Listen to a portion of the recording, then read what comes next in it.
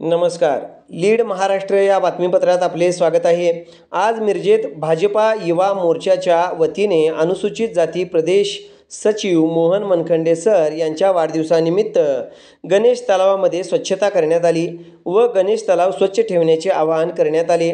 यावेळी भाजपा युवा मोर्चा प्रदेश सचिव सागर वनखंडे, जिल्हाध्यक्ष दिगंबर जाधव आदींसह मोठ्या प्रमाणात कार्यकर्ते उपस्थित होते.